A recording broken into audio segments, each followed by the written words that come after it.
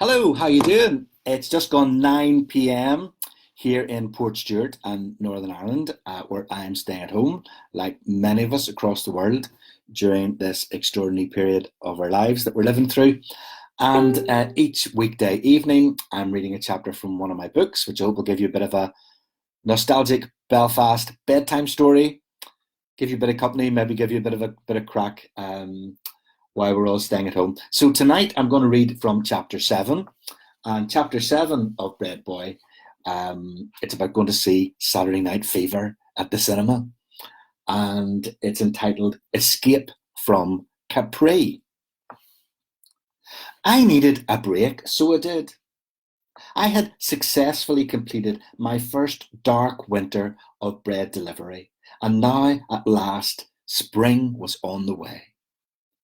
Leslie seemed very happy with my performance, but I had found bread delivery to be a much more demanding profession than expected. It was a tough vocation in the dark and cold, in the wind and the rain and the snow. I was very relieved that so far there had not been even so much as an attempted robbery, but I'd never experienced the deep frost of so many early winter mornings in my life. Furthermore, it was on the coldest and darkest mornings that I was often given extra duties, while Leslie remained in the cosy confines of the mini shop. Come here till I tell you, son. You do the flats this morning. This old back of mine's giving me desperate jip, so it is, Leslie would say on the coldest and wettest mornings. The customers in the flats were mainly grannies who lived alone on the top floor. The lift was generally vandalised, so you had to climb endless stairs that smelt of pee. Maybe this was why the old ladies on the upper floor didn't go out much. I accepted that the inclement weather was clearly having a negative effect on Leslie's bones, but my sympathy waned when I returned from a trek through the snow and up and down the smelly stairwell to the flats to find him sitting in the snug driver's cab, tapping his fingers on the steer wheel while munching on a packet of Tunnock's caramel wafers. If I'd been spotted, this sort of episode would only have fueled my big brother's taunts that I was nothing more than Leslie's skivvy. As Saturday mornings slowly began to lighten and warm, I was relieved that winter was over and satisfied that I had survived in my newfound career. As the daffodils crept up in the neat gardens of the red brick semis in my street, and the snowdrops peeked through the scorched earth from last year's bonfire on the green in the estate, I began to look forward to all the excitement of the coming months. Following the minor misunderstanding at the school disco, I had put my relationship with Judy Carton on hold in order to concentrate on my career. I was also focused on 3 forthcoming expeditions. The first was the much anticipated trip to the ABC cinema to see Saturday Night Fever. The second adventure was a camping weekend in the Mourne Mountains away from the troubles with the Westie Disco.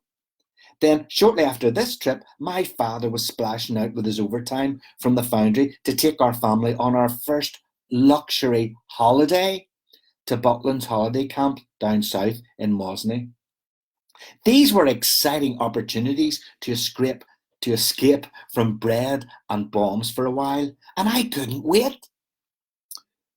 So let's see who's joined us this evening. Say hello to a few people. Hello, Nigel and Jim, Alan McLean, good to see you. Hi, Jim Poole. Hello again, Norma Fleming from a very wet Aylesbury. It hasn't been wet here in the north coast of Northern Ireland too much today, but it's very cold here. Hi, Evelyn Brown. Hi, Jim Layton. Lovely Leslie from up the country is downstairs. Nice to know. She's watching. Hello, Anne Riding and Michael McKinley Sr., regulars, and Kenneth Glenville. Angela, hi, Angela and Keith Montgomery. Lovely to have you along. Andy McCauley. Hi again, Sheila McCune from Vancouver in Canada. Great. It's lovely to have people from all over the world. And Michael is there from Larne. So it's good to have you along, and I'm going to continue with chapter 7 of Breadboy. When Saturday Night Fever day arrived, Titch and Philip Ferris called around at our house for my big brother and me. Titch was wearing a second-hand Harrington jacket with a broken zip from the Shankill Methodist jumble sale and old-fashioned parallel trousers from the bargain bucket in John Fraser's. At least there was no obvious stolen goods on his person today, so far. He was simultaneously smoking and chewing gum, but neither spearmint nor smoke could compete with Titch's overuse of his dad's Old Spice. "Are you wearing your dad's old-fashioned aftershave again?" I inquired, to which Titch replied, "Your ma." As usual, Philip had made no effort whatsoever and was sporting his customary duffel coat and ranger scarf. I could not imagine anything less Travolta. He was also smoking a short cigarette butt, and it was obvious that this wee fag was a hand-me-down from Titch, who had always more cigarettes than Philip due to his superior shoplifting skills. My big brother was wearing a denim jacket from John Fraser's, even though my mother said only scruffs down the road wore them. I, meanwhile, was looking very cool in my, like Fonzie in Happy Days.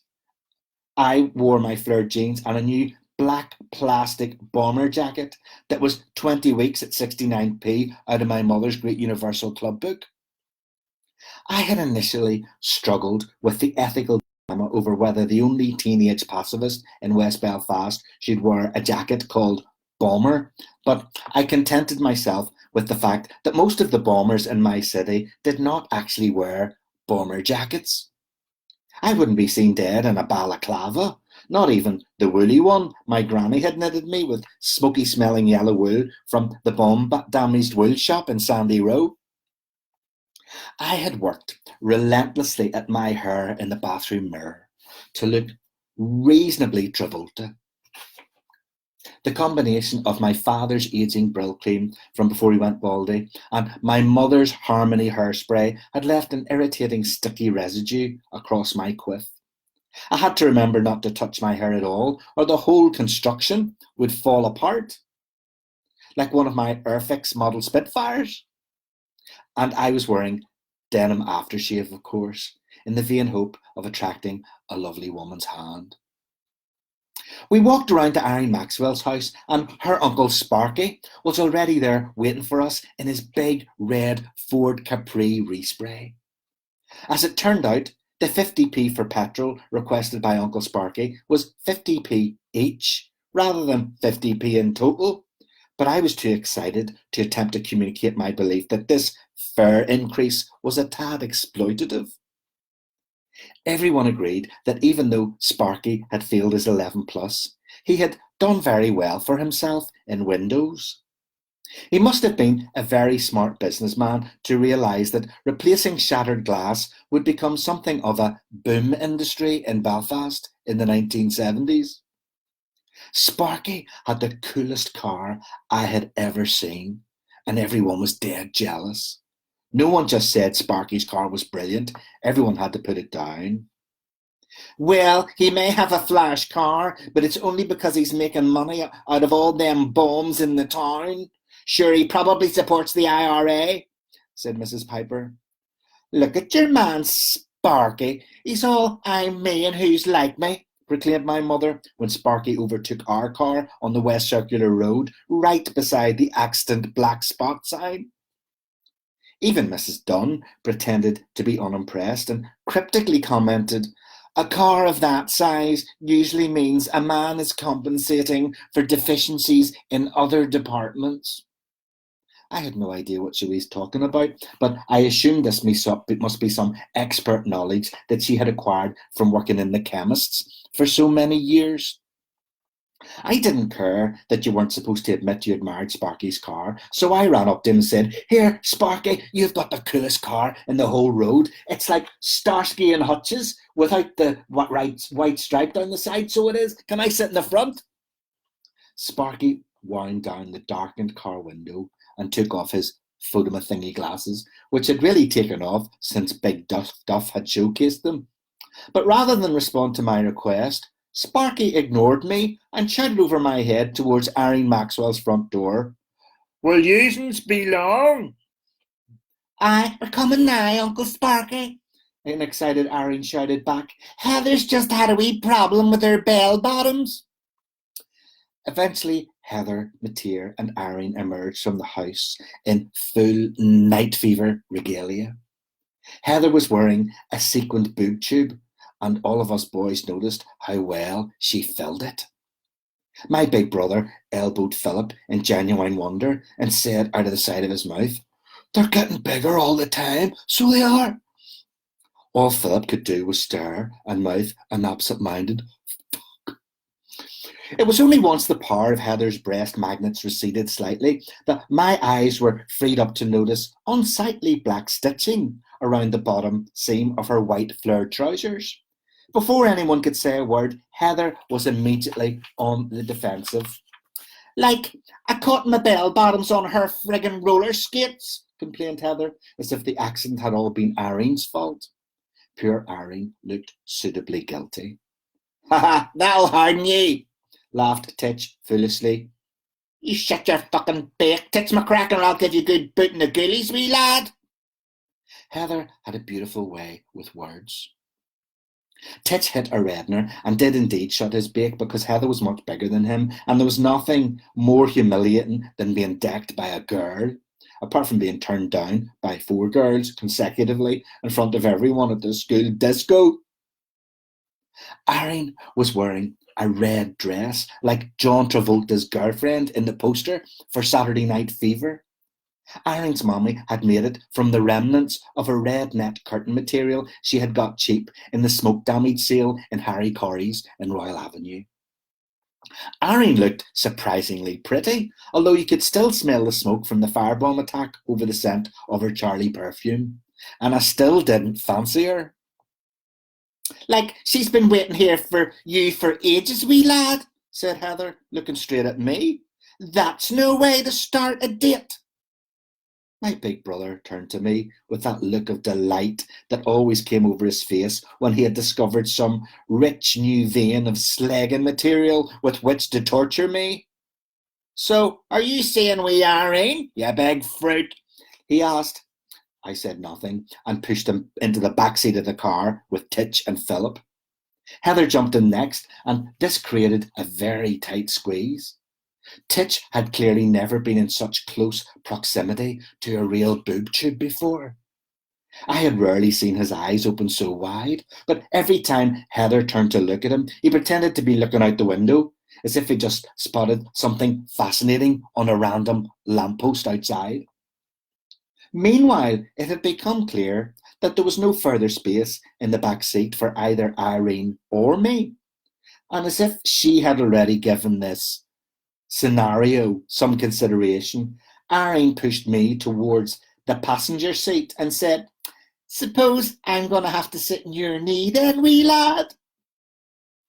If it had been Linda Carter or Farrah Fawcett Majors, I would have gladly assented to a seat on my knee. In fact, I'm sure I must have dreamt of Olivia Newton-John and or Agnetha on my knee on several occasions. But the thought of Arlene Maxwell on my knee had never crossed my mind. She was Belfast's answer to Laura Ingalls, or the annoying wee ginger one from the Waltons. Before I could muster any protest, we were inside the Capri, and she was on top of me, and the car door was slammed shut. I now understood how a petrol bomber felt being flung into the back of an army Land Rover. Irene sniffed me. "Are you wearing denim?" she asked coquettishly. I put it on to kill this big cold sore I'm getting on my lips. So I did, I lied resourcefully. Tucker Jenkins had never used that excuse to fend off Trisha Yates on Grange Hill. Irene earnestly searched my lips for any blemish. "I don't see no cold sores, just all them there spots," she diagnosed after an uncomfortably close inspection of my face. I could now hear the familiar sound of stifled laughter from the back seat. "Don't you be taking advantage of our wee Irene," warned Uncle Sparky suddenly. "Never touched her," I replied indignantly, allowing him and showing him both of my innocent hands. Uncle Sparky, you leave my Tony alone. It's our first court, so it is, explained Irene. Now there was unrestrained laughter in the back seat. When I looked in the rear-view mirror, I could just about see a sequined boob tube bouncing up and down and Titch's wide eyes following it. As we made our way into the city centre, I was sure I could detect one of my big brother's silent but deadly farts begin to dominate the atmosphere in the confines of the Ford Capri. This whole journey was turning into a nightmare. I'd been looking forward to going to see the greatest movie of all time, apart from Star Wars, of course. But now I was trapped in a Ford Capri respray on a date with Irene Maxwell in a dress on my knee, and her Uncle Sparky was about to deck me for feeling her up, even though I didn't even fancy her. As if this wasn't bad enough, my big brother and my mates were observing every discomfort with immense glee, while at the same time being undeservedly spoilt with the immense glee, with the undeservedly sport with the delightful pleasures of Heather Mateer's boob tube. This wasn't fair. This was what John Hume called injustice. At one stage, I just closed my eyes and imagined I was James Bond, drinking champagne and being chauffeur-driven to a casino in a big fancy limousine with a beautiful Russian spy called Olga on my knee. But I couldn't concentrate on my dream because Irene kept bursting huge bubblegum bubbles in my face. The shock made me jump and grab her arm, which she interpreted as an embrace. She cuddled me close, and the back seat started going, "Whoa," in a very suggestive manner. "If you try anything funny with that wee girl of ours," said Uncle Sparky, "I'll break your fucking legs, son." The only thing I wanted to try to do was to get her off me. It was just as I noticed, with a strange mix of horror and pleasure, one of Irene's hands now stroking my thigh, that the Ford Capri finally pulled up outside the ABC. I jumped out of the car like a bionic man after a drug dealer. The cinema was across the road from the Presbyterian bookshop, where you spent your Sunday school prize tokens on pencil sharpeners with John 3:16 embossed in gold. Naturally, it was raining outside, and there was a queue right round the block. Fortunately, Irene had her Paddington Bear umbrella with her. There was only room underneath for the two of us, so I went along with the date charade a little longer to avoid a soaking. There had to be some benefits to being the object of this girl's affection. Philip Ferris actually took off his duffel coat and held it over Heather Mateer's head and kept a close eye to ensure her boob tube remained dry. Meanwhile, my big brother and Titch got deservedly drenched, along with most of the other teenagers in the queue. The young people of Belfast were prepared to suffer a soaking for night fever. So we'll take you inside to see the movie in a minute. But before I do that, say hello to everyone. Let's see who's joined this evening. Who else is along? Hello, Maureen Robinson and David Wells. Hi, Susan Craig from Cumber. Hi, Paul Wessey from Uganda. Great to have you, Paul. I hope you're all doing well there. I know you're in lockdown there as well. Hi, Anne Kirk and Ian Parsley. Hi, Anne. Yeah. Hi, Morgan. Oh, who played my big brother in the first year of the Paperboy musical. Hello, Brian Smith, Macrofelt, and Jim Livingstone. Hi, Lorna McAlpine. Loving the voices, Tony. Yes. When I do readings, I feel like I'm turning into James Young sometimes. And Ellen Hanna and Angeline King, another writer. Hello, Jane Marks and Marty McCauley from California. Lovely to have you along, Marty. Hi, Neve Collins, Karen Shaya, isn't that how you say it? Yes. Hello, Tony. Loving this and your book Belfast Gate, which is making me laugh through lockdown. Oh, thank you. I'm glad you're enjoying Belfast Gate. That's my. For those who don't know, that's my latest book. It's a novel set in Belfast in the present day. Hello, Patricia Gilroy. How are you? In the States as well. And hi, Francis McGrath. Better late than never, Francis. Good to have you along. And Lydia. Good to have you. The lovely Lydia is there as well. So anyway, you'll like this, Lydia, I'm sure, because this is about the day we went in to see Saturday Night Fever in the ABC cinema. We queued up for an hour in the rain and eventually got into the faded majesty of the ABC foyer. The cinema was typical of many buildings in Belfast. It must have been beautiful years ago, similar to the old Hollywood actresses that Michael Parkinson interviewed on a Saturday night on BBC One. I didn't know my way around this entertainment palace very well. I usually went to the Stadium Cinema on the Shankill Road because it was cheaper and smaller, but it had too many fights during the interval. The last time I'd been at the ABC was to watch Trampas from the Virginian fighting dinosaurs in the land that time forgot. But Philip knew his way around because he had sneaked in through the fire exit to see The Exorcist several times.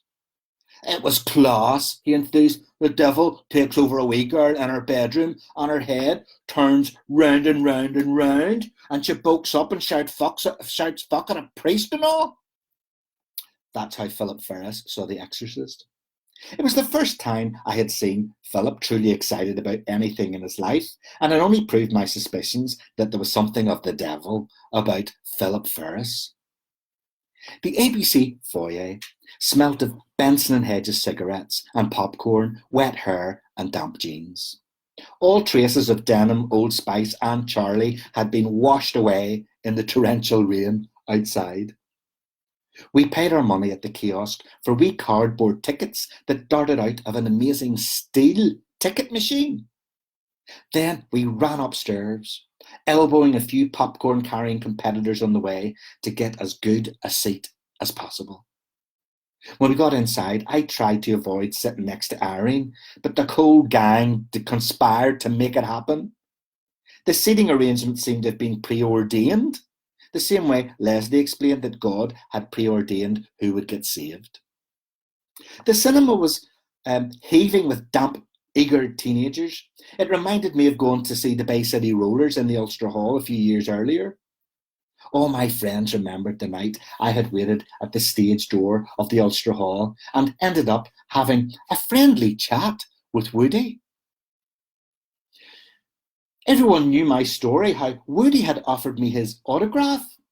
However, every time I told anyone this tale, my brother would sing, Jackanory, Jackanory, Jackanory, Dum Dum.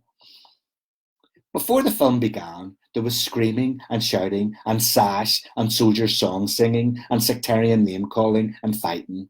But as soon as the lights dimmed and the movie began, the children of Belfast were as one, entranced by night fever. Disco was bringing peace to Belfast in manageable 90-minute chunks. The Bee Gees music was electrifying, if a little too high to sing along with if your voice had broken, and the disco dancing was class. As I had predicted, there was no discernible storyline, but that didn't seem to matter to Irene. Every time it got even remotely romantic, she tried to grab hold of my hand as if I was her own personal John Travolta. I managed to avoid these advances by ensuring my hand was otherwise engaged in popcorn eating, hair fixing, and nail biting. It was only when the Bee Gees faded out and they played God Save the Queen, and some of the audience stood, and some refused to stand, and some had a scuffle over who stood and who didn't stand, that I realised I was back from the joy of New York to the tensions of Belfast.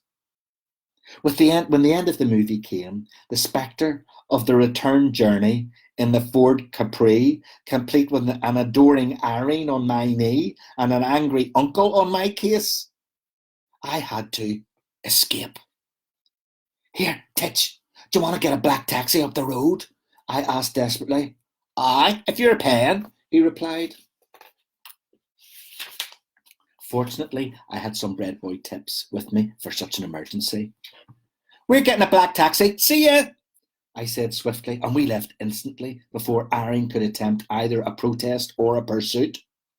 As we fled, I caught only the briefest glimpse of an incredible poster advertising some new movie with John Travolta dancing with Olivia Newton-John. This must have been his reward for doing so well in Saturday Night Fever. We ran around the corner into Castle Street, past the IRA black taxis that went up the Falls Road, and past the barber shop where I got my hair cut with Catholics. I had forgotten that this route would take us through dangerous enemy territory. Maybe this was a terrible mistake. At least Irene wanted to love me. Everyone round here wanted to kill me. "This is fucking Provo, lad," said Titch, with a look of genuine terror in his eyes.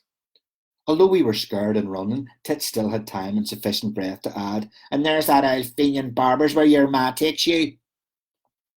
Mercifully, within a few seconds, we had turned another corner. We ran past Smithfield Market, where you bought goldfish and stink bombs, until we reached the safety of North Street, where Woolworths was still smouldering from a recent incendiary bomb attack. This was the spot where you queued up in the rain to be transported home in a Shankill black taxi, driven by a paramilitary with Ulster tattoos and photomathingamy glasses. At first, I thought we were out of harm's way, but then two skinheads with a cider bottle at the front of the queue kept staring at us, looking for a fight. We pretended not to notice them. At one point, I began to sing "Staying Alive" nonchalantly until Titch kicked my shins, and I realised that the Bee Gees would draw rather than deflect the ire of the skinheads. We eventually got into a black taxi with a lady with gospel tracts and a hat, an old drunk man whose smoke filled our lungs, and two women eating a pasty supper out of a newspaper, carrying a large Snoopy dog they'd just won at the bingo. The lady in the hat recognised a captive audience for evangelism and gradually worked her way around all the passengers, asking us the same question: "And are you saved?" The response from the other passengers was negative, and so the lady gave each of them a gospel tract with "Ye must be born again" on the front, and told them politely how they needed to be saved or they would burn in hell forever. Everyone accepted the tract, apart from the drunk man who told her to catch herself on. At least when it was my turn, I was able to reply, yes, I was already saved because I had asked Jesus into my heart on a bin at the caravan in Malai. I thought she would be delighted that at least one of her fellow passengers would be going to heaven with her. But she responded to me by saying, "Aye, but are you really saved, son?" She proceeded to hand me a gospel tract anyway, and told me that if I hadn't truly repented and sincerely asked Jesus to be my own and personal saviour, that damnation and not salvation would be mine. I was tempted to get born again, right there on the spot, just in case, but it was nearly our stop. When we finally disembarked at the main taxi stop at the steps to the estate, I was very pleased with myself. I had managed to avoid the dangers of skinheads, provos, evangelists, and Irene Maxwell on my knee in a Ford Capri. It was obvious that Titch was secretly impressed too. "Aye, right, dead on. See ya, big lad," he said, punching me hard enough to give me a dead arm before he ran off smiling. I could be very resourceful when I wanted to be, so I could. So there you are. That's chapter 7 of Breadboy. Thanks very much for coming along. Who else has been along? Hi, Stephen Adams and Amy Nolan in America, and Mark McCauley, late, but we'll make up later. Glad to catch you live. It's rainy and cool in Louisville in Kentucky. And Lauren, Elizabeth, and Neil Vance. Lovely to have you all along this evening. I'll be back tomorrow night, 9 p.m. again, UK time, for another Facebook Live where I'll be reading the next chapter of Breadboy. Until then, stay home, stay safe, and stay positive.